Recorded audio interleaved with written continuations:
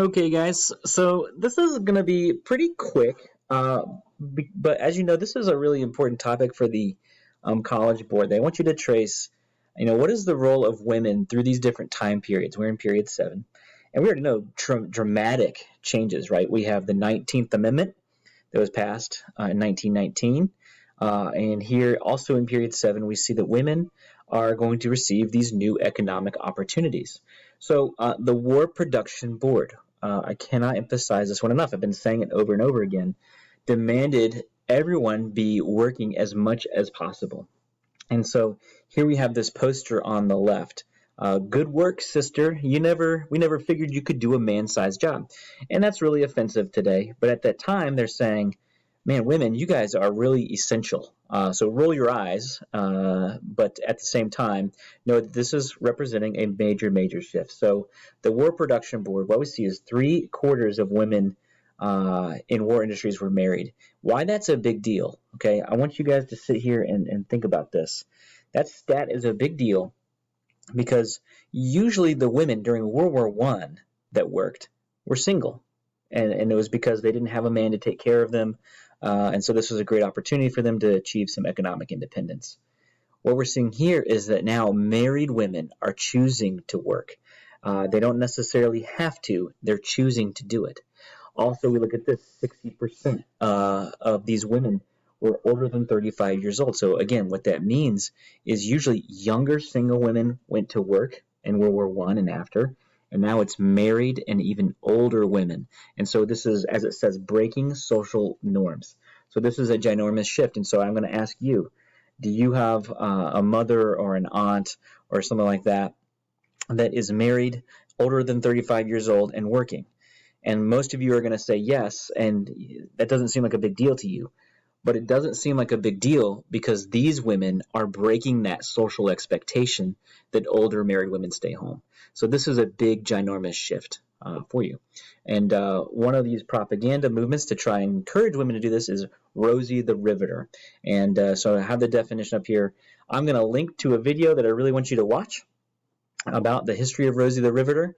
So go ahead and click that link now, and I'll wait. All right, we're back. So hopefully you guys have a good sense of what a big shift this was and how women's roles are changing. So a little bit more into that very quickly here. We're saying that women who worked in blue-collar jobs, those are your riveters. Those are Rosie the Riveter. So that's what they're asking for during World War II. But we know when the men come home, the women are going to have to surrender most of those jobs back to the men. But this is the big one, is that more and more women are working in white-collar jobs, doing clerical work, secretarial work. And these women are going to keep those jobs. And so what we're seeing is women are not only choosing to enter into the workforce, but after World War II, they're going to choose to stay there. And again, look at all the women in your life that you know are working. It's not weird to you, but it's not weird to you because these women changed that expectation. So here we have some photos of the propaganda being put out. And this is just saying that women are also needed as in these various jobs. And those are blue collar. All right, so you have farm workers as blue collar. All right, waitresses, blue collar. But even they're asked to do white collar. Right, so that can be something like a teacher. That can be a timekeeper. That kind of stuff. Salespeople, typists. Those are white collar as well. And then over here, we see a woman working in a munitions plant. But of course, it's not just a woman. It's a minority woman. And we're going to get to that too.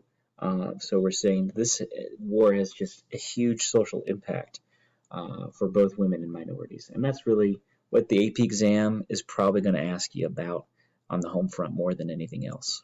All right, wrapping up here. How are children's lives impacted by this? Well, if the mom and the dad is working, that's a good thing because family income is increased.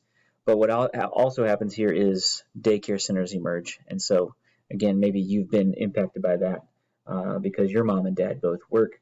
And again, that's not weird. That's a pretty normal thing. I work as a teacher, obviously, and my wife works, and so we have a nanny. And it's because my wife has chosen to follow a career path.